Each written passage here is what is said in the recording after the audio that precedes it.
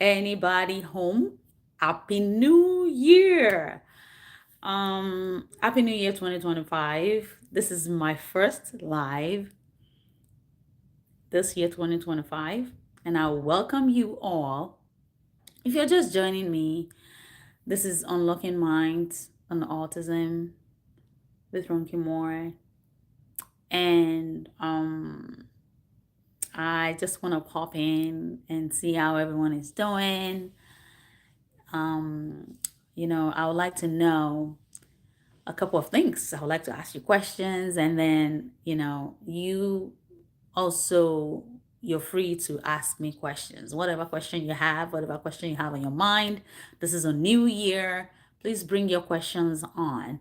And I am more than happy to provide a couple of the ones that I have answers to. I'll definitely provide you an answer to it. And the ones that do not have an answer to, I'll be more than happy to get back to you. So if you're please share, give me 1 second to share. Go live.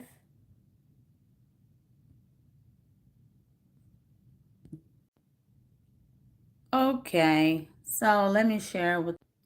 Okay, so I'm back. I had to share in a couple of my social media handles, and I want to say welcome to the year 2025. How has things been for you? I hope you and your family are doing well. I hope that you have set new goals for the year 2025, and I hope you have newer goals for yourself and your child this year 2025. So welcome on board once again. This is Unlocking Minds on Autism. You know, um, with Ronki Moore. And I would say if you're just joining, thank you for coming. Thank you for joining. Thank you for being here. If you will please, hi. If you will please share and tell me where you're joining from or where you're watching from, whichever one you want to. Hello. Please feel free to leave a comment and please feel free to introduce yourself as well, where you're joining from, where you're watching from. But here, this is Unlocking Minds on Autism by Ronki Moore. We talk everything about childhood development. We talk about autism, which is the main thing that I love to talk about. Never tired. Hey, hi, thank you for joining. Thank you for being here. So we talk about child development, um, resources. We talk about so many things. Um, you know, in between, everything in between. We talk about everything in between on autism and other developmental disabilities. And I want to say this is my first live in 2025, and I'm more than happy to share a couple of goals for 2025 with God on our side. So I would like to know, please let me know where you're joining from. Feel free to leave a comment. Hello, everyone. I see your comments. Thank you for joining. You're welcome on this live. Thank you for joining. Please feel free to share. If you have any family who has a child with a developmental disability or a child who has autism, please feel free to share this video with them. And also on this channel, I have a couple of videos. I have so many videos on behavior, on speech, on ABA, on other related services or resources that are available for you on autism or other developmental disabilities, and whichever one is applicable to you, or someone who has a child living with autism or any other developmental disability. So I'll say I welcome you once again on board. Please feel free to leave a comment. Where are you joining from? Leave a comment, any question, whatever thing you have in mind, please feel free to share and leave a comment. So I know towards the end of last year, I came to share with you a couple of things, a couple of development um, most things that happened in 2024, like a recap of what happened in 2024 with my two children living on, you know, living with autism. And I know that I shared that, a couple of, I saw a couple of changes, and with God on my side, I saw a couple of changes, and I thank God for that for 2024. And for 2025, what are your goals? What are your goals for your child? I would like to share. I would like you to share. I would like you to share. Um, but let me hear from you. If you have set goals for 2025, what skill your child needs to learn in this year 2025, or what you want them to know about, or whatever thing you have in mind, even if it's for yourself. What are the goals that you have in mind for yourself this year 2025? Let me hear from you as begin to talk about something that I started last year. So, last year, towards the end of the year, I found out that a couple of skills that, many of our children with autism, they need to learn a lot of skills. And that is really, really important for their development. I shared in one of the videos, I talked about how it's okay for you to take a step back and allow your child to do things on their own. I'm telling you, you'll be amazed and you'll be amazed on so many things that our children do in school. You will be very amazed when their teachers tell you, "Oh, I see, my student, when they come into the classroom, this is what they do. They get a routine, they have a structure in place that they follow, and you'll be shocked because when they come home, most times they don't want to do anything. They just want to sit back and allow you to do things for them. But I got to know that when you're able to start teaching those skills from when they are young, I think it will be much better. It will be easier on you and also easier on your child, such that if you're not available to take care of them, or you need, some kind of break, or anything life happens in between, they are independent enough to take care of themselves. And it's something that I've always wanted my children to learn, which I've always craved for them to learn about life skills, which I call activities of daily living. And I think in one of my videos, I talked about toothbrushing, which is very, very important. Sometimes parents with typical kids do not that's one of the skills that they don't have to teach, because your child definitely will see you doing it and then they start doing it. But for some of us, we literally have to teach our children about these skills. You literally have to list them out, list the tasks involved in teeth brushing, and put it somewhere, or you create like a picture exchange, something visual, like a visual aid for them to learn the step of toothbrushing. And the same thing applies to taking a bath. The same thing applies to combing their hair. The same thing applies to button their shirts. The same thing applies to zipping their pants, their whatever. The same thing applies to snapping, their pants. So all these skills needs to be taught to your child. And the earlier, the better for you. The earlier, the easier for you as a parent. So that is something that has been really big on my mind, that it's eye time. It's eye time that we, like I said, take a step back and allow them to learn things that they do not know how to do before. Why? Because that will also give you some kind of relief. The joy that you, even if it takes them time to learn some of the skills, that's really fine. But the joy in seeing them participate in those activities, I'm telling you, it's really it is really it's really the joy is there. You find joy when you see your child, that, oh my gosh, I'm no more taking a shower for my child, or I'm no more brushing my child's teeth. So it's I think it's really, it gives you some kind of it gives you some kind of relief. It gives you some kind of comfort that, oh, my child can do this on their own without me doing the thing, um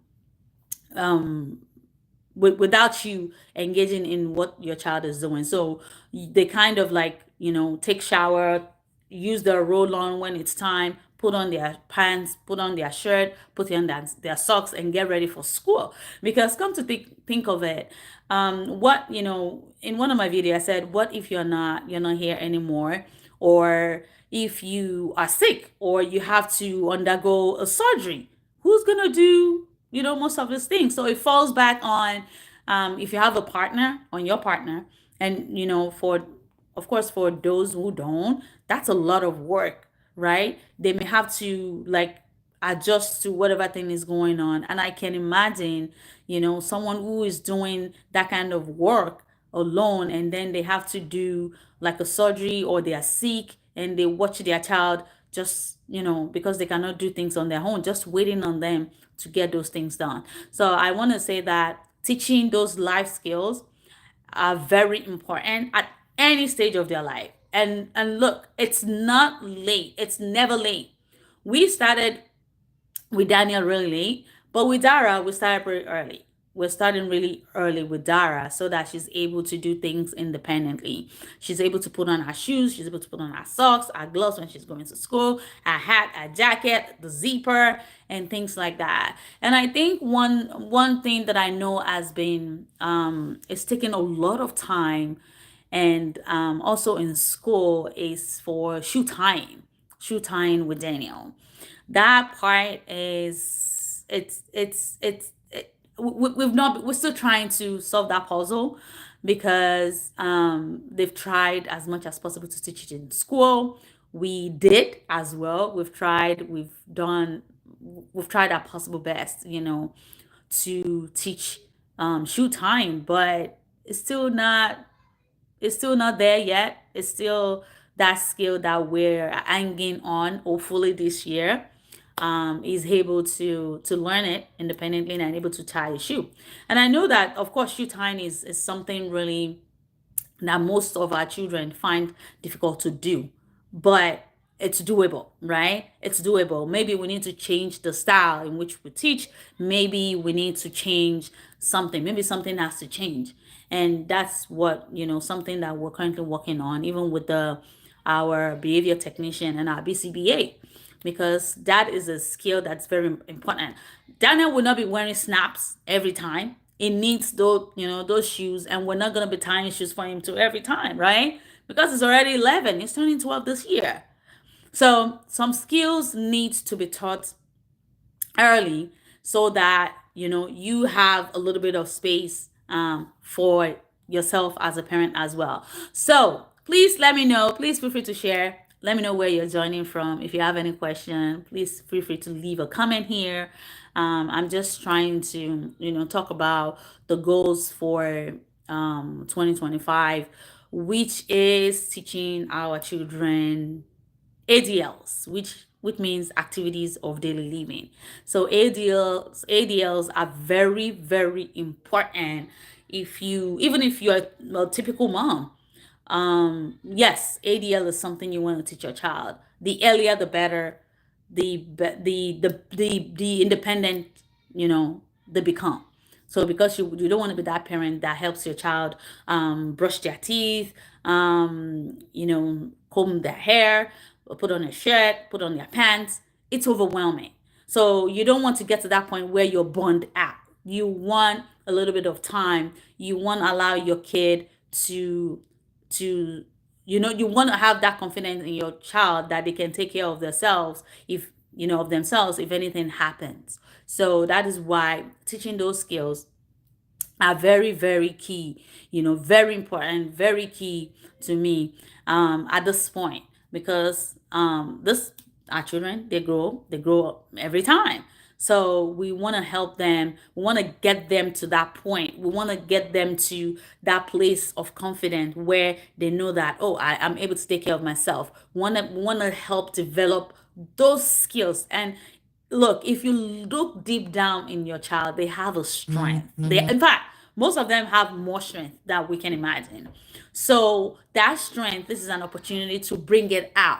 Even if you do not have like a BCBA or BT, to create like a visual for you to teach those skills, or to create like a guide or steps for you to follow. You can simply, either you want to go online, check videos are available, I believe everywhere, to see some of the skills or how you're able to teach, some of the skills.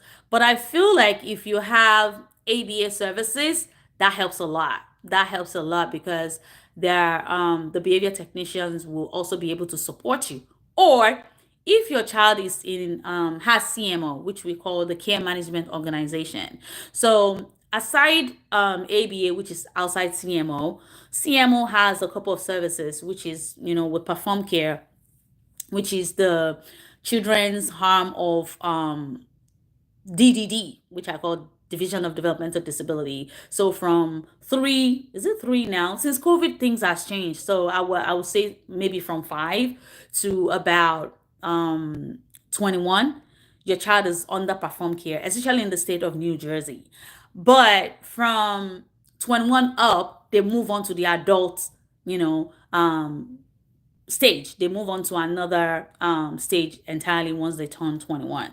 But for the younger ones, so for CMO, back to mine, sorry if I have to deviate. But so back to what I was saying. So if your child has CMO, they have individual support services, which we call ISS. They can also support you in teaching skills. They can teach your child any kind of skill that you want, but you just have to set out that goal. You want to identify what are the things that my child can do. What is an age appropriate skill that my child need to learn at a particular stage. So they can support you, and they can help you teach your child if you're finding it difficult, if it's something that's difficult for you to teach your child. And another thing is the school, even in their IEP, if it's something you're looking at. I remember when Daniel, when he first transitioned to school, the teacher, I spoke to the teacher that these are some of the skills that or tasks that I want Daniel to learn, which is toothbrushing, because I want this skill to generalize across the board, right? Because of the sensory part in because of the sensitivity in Daniel's mouth area, it does not like to brush. So we were teaching the skill at home, and we also sent a toothbrush in a Ziploc bag to school with to the teacher, so that she can also help Daniel to learn that skill in school. And that was really helpful. So it got used to him, brushing at home and also in school. Another thing that I remember that I did with him when he was younger was to massage his mouth for a little bit. I can't remember who shared that with me, but someone shared with me that if I'm able to massage his mouth for a little bit, maybe to relieve some kind of pressure going on, some sensory thing going on in the mouth, that will allow him to calm a little bit during toothbrushing. Well, I don't know if that works. Did that work? I don't know, but that was something that we actually tried. So please, I want to know where you're joining from. Feel free to leave a comment or question. If you have any question, please feel free to leave a comment right here. I'll be leaving very soon. So I just want to leave this video because I've not been able to make any video for 2025, but we're talking about goals for our children in 2025. And so that was how we're able to move past learning the toothbrushing skill. And also we did the bathing. The bathing was also very helpful. Just think and find a vaccine for treating autism.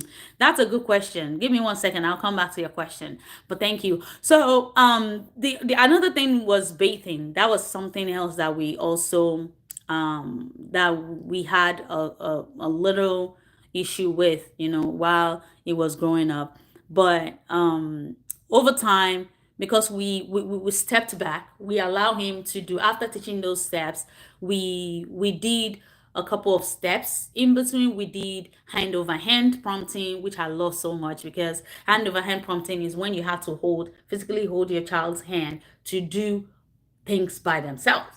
And then we gradually did like the partial prompting. So you allow your child to continue with the skill, and then where needed, you support a little bit. That's partial prompting.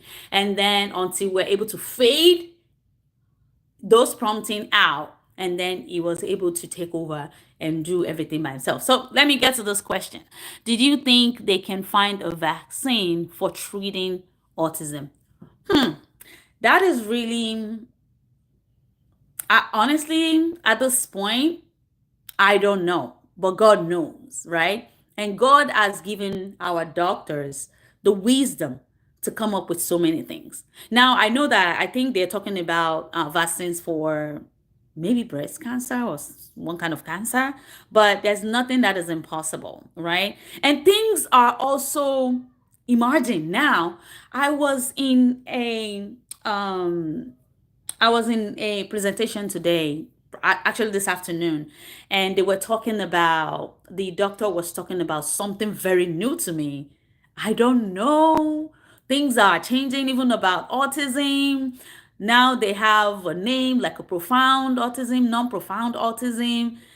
Things are changing. Things are emerging. So I joined the presentation late, so I didn't really have the full picture of what the doctor was talking about. But I think at this point things are changing, and the way they are looking at autism, maybe in DSM 6, in 5, will be different from DSM 6, because I know in DSM 5, for autism, they have so many diagnoses under autism, like the ADHD, like Asperger's, and a couple of things like that. They have them all categorized as one, as autism.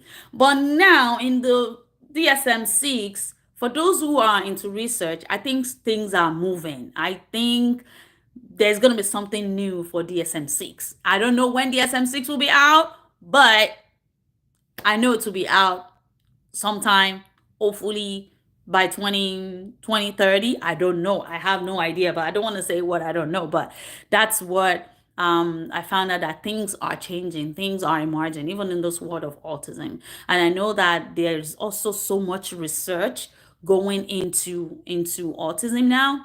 But I know that the ratio now is becoming smaller. I know at one point it was 1 in 55, or one in, is it 50, 55 or something? Now I think it's 1 in 36. It's growing. Yeah, it's growing smaller.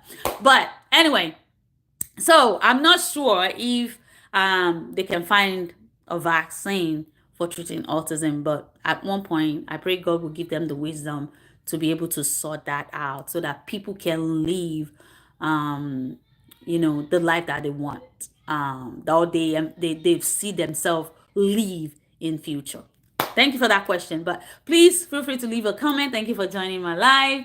Feel free to leave a comment if you don't mind. And I would like to know which country or what country are you joining from. All right. So back to my discussion. So we need to allow our children to do things on their own. Another skill that I know that was so hard and so difficult to teach Daniel at that point was button. That is fixing your buttons. If you need me to say buttons, but buttoning is so hard because you have to pick the button and put it in another hole, and it took time. It took so much time, but finally he can do it independently. Even the zipper, sometimes when I see parents with typical children saying, "Oh, my child cannot even do this," I will stay there and think and say, well, you should be thankful, because some of us those things that your child or your children can do very easily, some of us, we have to teach it over and over and over, like repeatedly, for our children before they get it. Literally, we have to provide some kind of visual aid for them to learn, or we have to do something different from, whatever. We have to move things around. We have to come out with an idea. We have to come out with a fun way to teach, that kind of skill. So, yeah, it takes time. It took him time. I mean, it took him time for him to learn, that buttoning, but finally is able to do it by himself, which I think is really great because, of course, for boys, they will have shirts with buttons. He's not going to be wearing round neck every time. He has long sleeve shirt and is able to do it really, really good. So physically, I think at this point, he's able to take care of himself when it comes to waking up in the morning, even though you have to prompt sometimes, like, okay, have you brushed, have you touched this corner, have you brushed your tongue, have but he's able to do most of the skills by himself. The grooming, from toothbrushing, washing his face, he already knows the routine. That is why keeping routine is very, very important for our children across. Keeping that structure in place, routine. It's very good for children to know what is coming next, right? So that the next step, they are not just surprised or thrown off, right? So that's the power of routine. So it knows that when I wake up in the morning, I get on the bathroom, I pee, then I wash my hand, I brush my teeth. After brushing, I wash my face. After washing my face, this is what's next. I dress up, I get ready for school. He knows the routine, all day routine. I'm sure he knows how his routine goes every day. So that's the power of the routine right there. And he knows how to do, most of these things because we put in so much time and there is consistency. So whatever thing we are teaching our children, there has to be some consistency. There has to be some consistency when you teaching them, especially for our children living with autism. When you're doing something at 7 a.m., let's say they wake up at 7 a.m., excuse me, try as much as possible to keep that 7 a.m. going. The better for them. Now, once they have that routine in place, the way they function, I'm telling you, you'll be amazed. You will be amazed once they have that routine in place. Yeah. I know that for Dara, routine throws her off sometimes, but she's learning. She's still in the process. Well, she's learning, a lot of things, and I believe God for her that she will get to that point as well. Now, that's for her brother, of course, almost there, and for Dara, who's a girl, that's two different things. And now I'm already thinking, okay, for a girl, you get to a certain age, things will change, right? The body, puberty will kick in, and then you have to teach some kind of skill, a different skill to Daniel and another skill to Dara. So, but when we get there, we'll cross it when we get there. So thank you for joining. If there are no more, any other question before I leave, my church, we have prayer at 6. My church, we're fasting for 21 days, if you don't mind. So we are praying for open doors. This is our year of open doors. And I believe God has so much for our children this year. Opening doors of favor, doors of wisdom, doors of everything. So if you don't mind, I'll be leaving in about 2 minutes. So we'll start prayer at 6 and I have to be there. But I really appreciate everyone. Thank you for stopping by. Thank you so much. And I pray that this year shall be your year of open doors too.